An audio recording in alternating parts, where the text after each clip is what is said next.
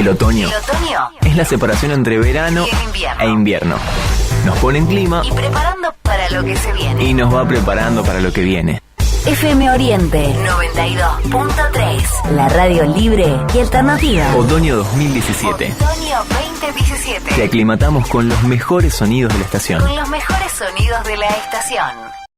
Lo recomendable a la hora de rascarse el trasero es, como cuando uno cruza la calle, mirar para ambos lados antes de hacerlo. Es otro consejo de Semanario Deforme en FM Oriente 92.3. Faltan casi 5 minutos finalmente para que sean las 8 de la noche y por supuesto llega una columna esperada por el público, en especial por alguien a quien le mandamos saludos, a el querido Norberto Trovato, oyente de Morón, que pregunta: ¿y cuándo vuelve la sección de Lautaro Pérez? ¿Cuándo vuelve? Me preguntaba la semana pasada. Bueno, con nosotros, por supuesto, un gran momento, entender un poco qué somos, a dónde vamos, qué fuimos y especialmente qué podemos ser para bien o para mal. Hoy es el tema la deuda externa. Exactamente, vamos a hablar de un poco... Sí. Sí, te pierdo un poco, no sé qué pasa con el micrófono. ¿Ahí me escuchas? Sí, pero no sé. A ver. ¿Ahí me escuchas mejor? Sí, raramente. Mirá, hay fuerzas en el universo que no quieren que estés al aire. A ver ahí. Sí. A ver. ¿Ahí? ¿Estamos bien? Sí, ahí sí. Ahí perfecto. De 10. Perfecto. Decíamos, deuda externa. Exactamente. Vamos a tratar de hacer, digamos, una columna un poco histórica. Si bien voy a dar alguna cierta cantidad de números, digamos, como para graficar algunas cosas, porque obviamente, a ver, si nos situamos sobre deuda externa, vamos a tener que dar algún tipo de monto, digamos, o número para que sea mucho más entendible, digamos, todo este proceso. Claro. Entonces vamos a empezar desde el principio, directamente. Desde el principio de la historia de la toma de deuda externa o de los empréstitos, digamos, como se llamó en un primer momento. Ahora ya lo conocemos más como, si bien es un empréstito, lo conocemos más como deuda externa o toma de deuda. O sea, esto sería, si fuera la de Batman, sería Batman Inicia. Claro. O deuda inicia. Claro, exactamente. Bien. Batman Inicia. Pero sería, no sé si con Adam West, pero claro, más o menos. Bueno, entonces vamos a empezar justamente con la primera toma de deuda. La primera toma de deuda es el empréstito de la Baring Brothers, que era justamente una financiera en Inglaterra que se dedicaba justamente a todo este tipo de brindar, entre comillas, ayuda financiera a determinados lugares, porque si bien no eran países la gran mayoría, ¿no? Acordémonos que esto es en 1824, en donde éramos las Provincias Unidas del Río de la Plata, no éramos todavía, ¿no? fielmente el nombre de Argentina, por decirlo de alguna manera. Entonces, ¿quién fue el primero que gestionó esto? Fue Bernardino Rivadavia, que en ese momento era el ministro de Gobierno y Relaciones Exteriores de Buenos Aires. Entonces, ¿qué fue lo que hizo? Acordó un empréstito justamente con esta compañía bancaria de Londres, que es la Baring Brothers, por el monto de 1.000.000 de libras esterlinas, de ese momento, ¿no? De aquel entonces, ¿no? Exactamente.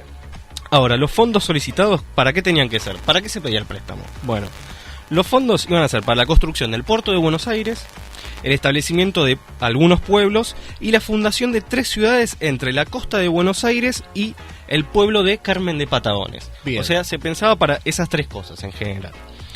Ahora, ¿cuál fue? Porque vos cuando pedís un préstamo tenés que dar una garantía de esto, ¿no? Tenés que dar algún papel que garantice que vos podés devolver este préstamo que estás. Ahora, y que lo vas a hacer. Claro, exactamente. Ahora, ¿cuál fue la garantía de esto? Fueron las tierras de la provincia de Buenos Aires para esto.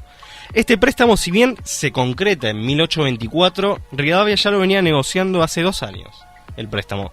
Entonces, ¿qué es lo que hace Rivadavia en ese momento? Como sabe que Argentina por ahí no puede llegar a pagar, Argentina, digamos, las Provincias Unidas del Río de la Plata, por ahí no podía llegar a pagar ese préstamo, entonces lo que hace es negociar ahí. Entonces, ¿qué dice? Esas tierras que eran de la provincia de Buenos Aires, que funcionaban como referencia, digamos, para este préstamo, justamente aplica una ley que se llama la ley de enfiteusis.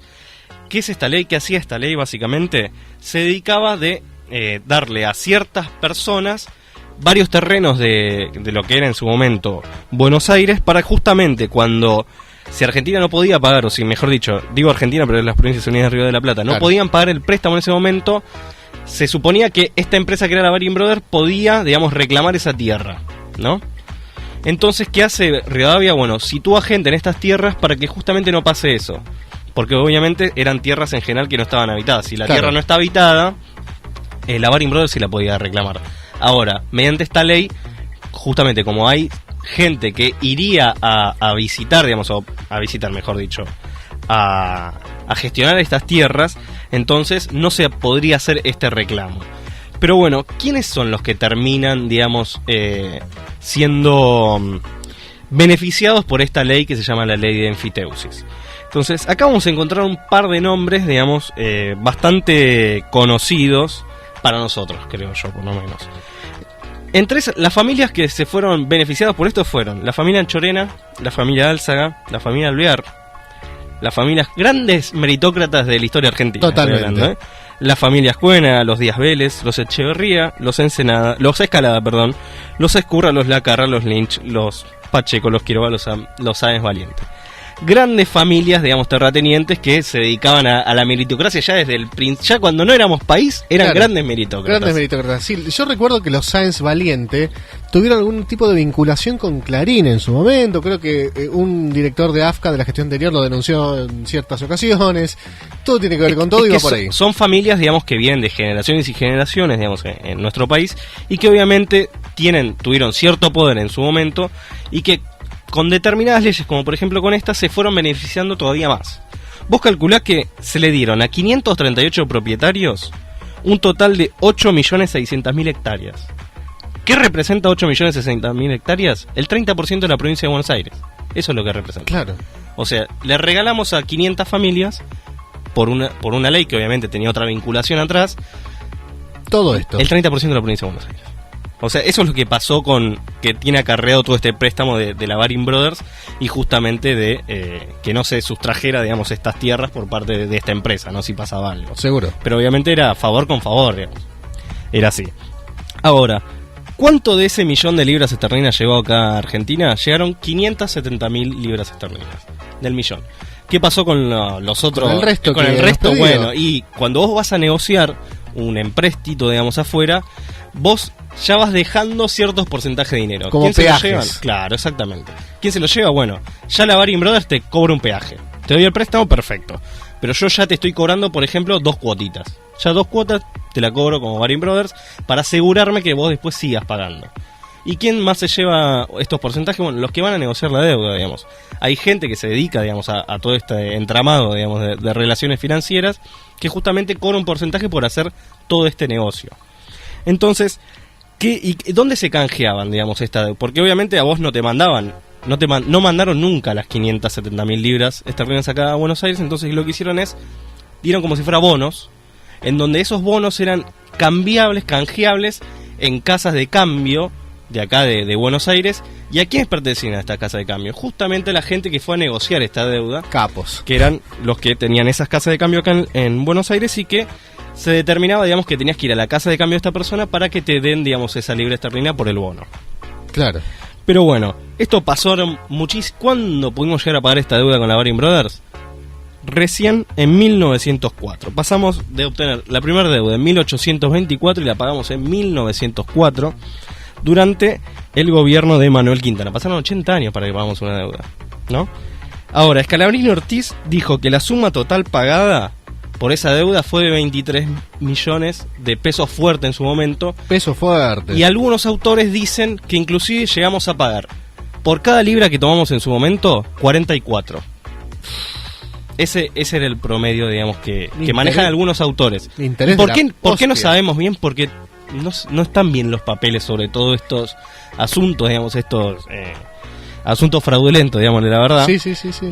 Porque obviamente ninguna obra se realizó con ese dinero. ¿A dónde fue a parar esta plata? Bueno, fue a parar al banco de descuento. ¿Y qué se hacía? Se daban préstamos. Pero ese préstamo se daba a un interés menor que el que pagaba el país en su momento por el préstamo que había pedido a la Baring Brothers. O sea, perdíamos por todos lados. Claro. En ese sentido. O sea, o los peores negociadores para el país, los mejores negociadores para las 500 familias. Exactamente. O sea, ya desde cuando no éramos país, ya empezó mal, digamos. Bien. La cosa ya no iba encaminada. Entonces, ya ahora pasamos a otra etapa. Pasamos a una etapa en donde se contrajeron 13 empréstitos, o sea, 13 préstamos que se dieron entre 1862 y 1886. Ahora, ¿cuánto fue el total? Nos endeudamos en su momento por un total de 207 millones de pesos fuertes. En su momento. Calculémoslo que empezamos por 1 millón de libras esterlinas. Sí. Ahora ya debemos, para el final de 1886, 207 millones de pesos fuertes. Pero esto no es lo único. Ahora, comentábamos que había gente que cobraba comisiones, ¿no? Por esto. Ahora, ¿cuánta comisión se cobró por estos 207 millones de pesos fuertes? 35 millones de pesos fuertes fueron destinados para cobrar comisiones directamente.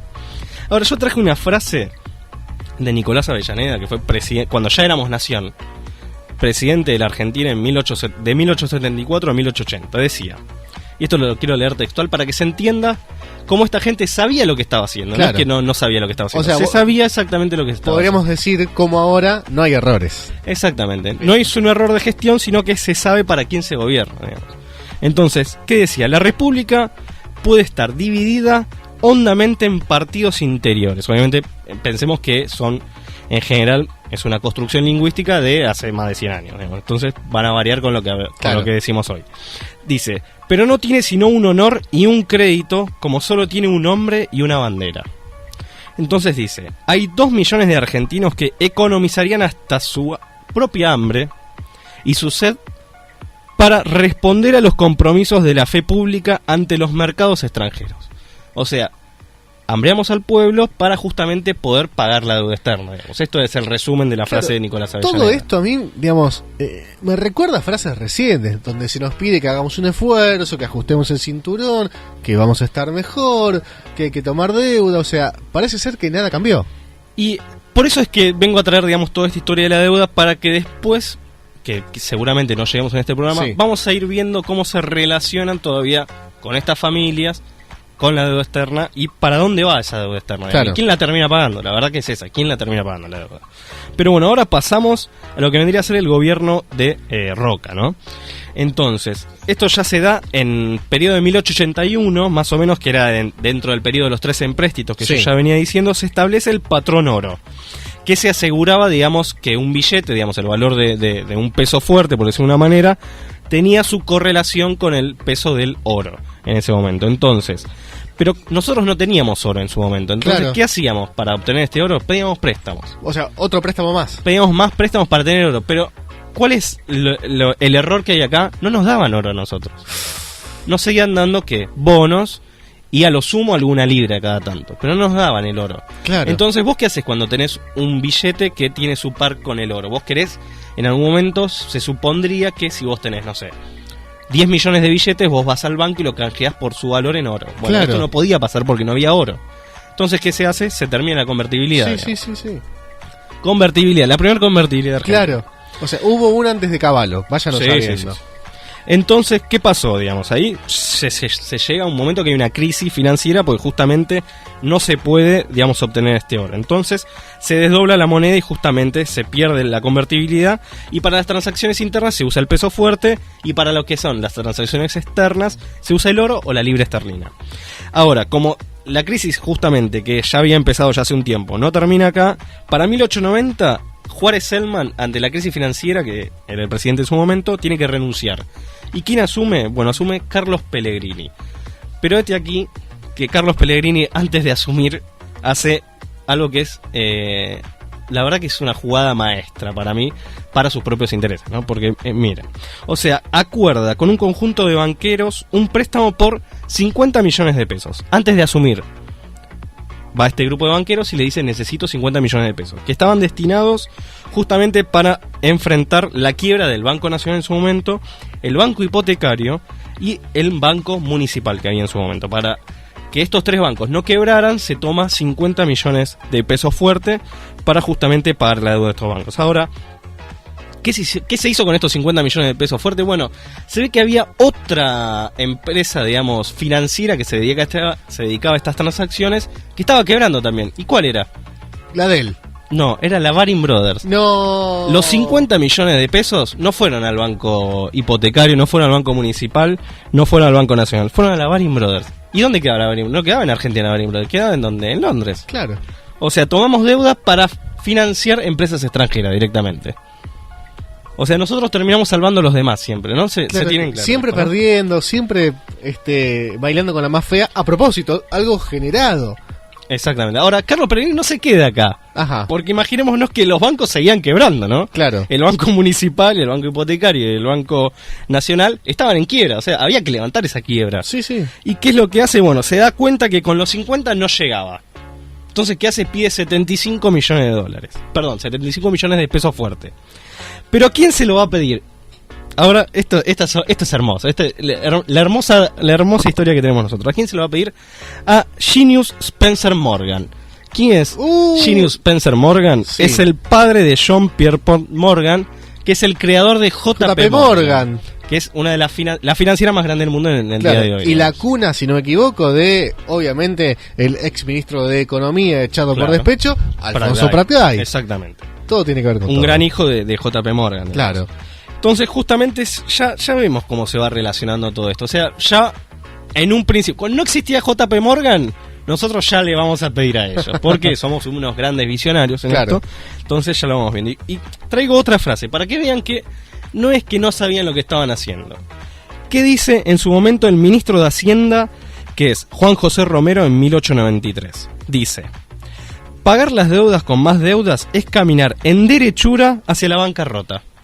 O sea, sabían que vos no podés tomar deuda para pagar más deuda, porque es un círculo vicioso. Claro, termina mal. En algún momento tiene que terminar eso. Sí.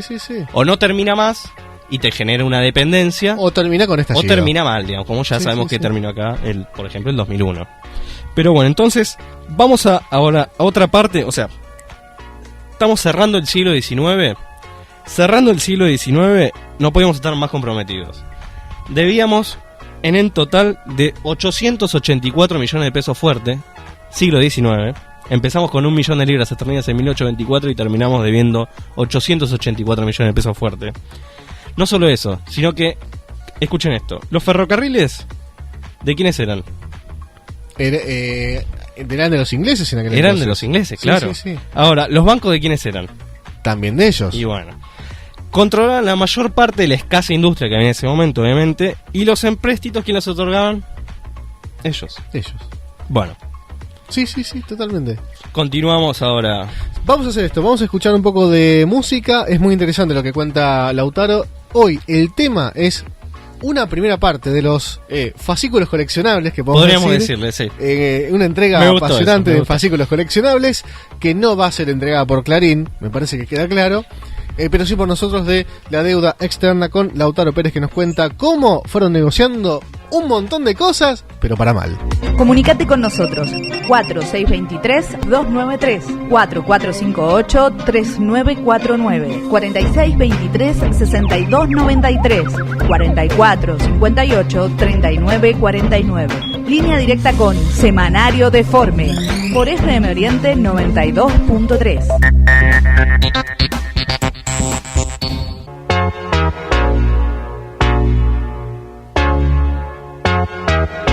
8 de la noche, 20 minutos. Queremos mandarle saludos a nuestro amigo también Pascual Sassano, que conduce todos los días jueves a partir de las 21 horas El Mate, un gran programa que tenemos humorístico y de charla continua, que mandaba saludos para todos nosotros y que felicita a la columna de Lautaro. Bueno, muchas gracias. Que es más, dijo, está haciendo docencia.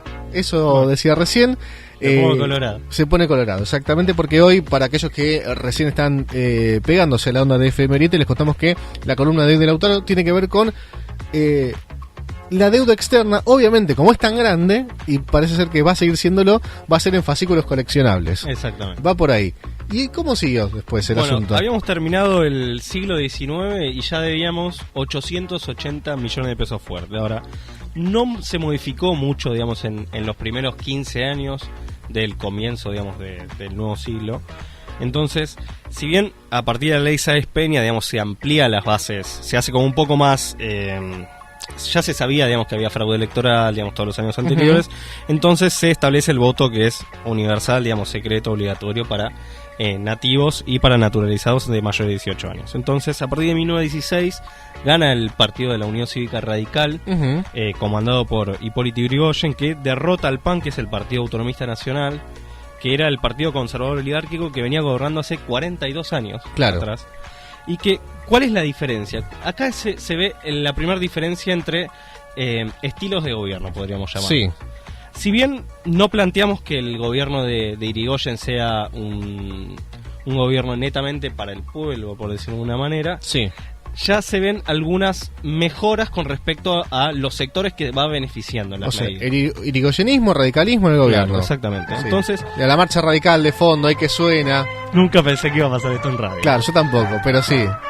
Porque hubo un radicalismo que alguna vez, etcétera, etcétera. Bueno, ya está. Queríamos ponerlo. Pero Siga, bueno, siga. sí, Con sí, esto sí, de por fondo favor, que viene por al caso favor. totalmente. Entonces, ¿qué es lo que se plantea? Hay un cambio, digamos, en la óptica de lo que se pensaba de lo que era la deuda. Entonces, Irigoyen lo que dice es que básicamente hay que dejar de tomar deudas para propósitos financieros, o sea, para tomar deuda para salvar un banco, por ejemplo, que era lo que hizo Pellegrini, y empieza a bajar la deuda. Empezamos con 880 millones de dólares y Irigoyen, cuando termina la primera presidencia, la deja en 535 millones de dólares. Perdón, estoy hablando en dólares y es en pesos fuertes siempre, ¿eh? Es la costumbre de la Claro, deuda o sea, actual. todo lo que usted escuchó que era en dólares es en peso fuerte. Todavía no existía el dólar, pero digamos que no se No teníamos utilizaba tanto- esa comparación, claro. sino que era con la libra esterlina en su momento. Entonces, la reduce en 350 millones de pesos fuerte. Pero obviamente que empieza a variar, digamos, el concepto de la toma de deuda. No es que deja de tomar deuda, sino que trata de ir orientando diversas tomas de deuda según lo que se tiene que hacer.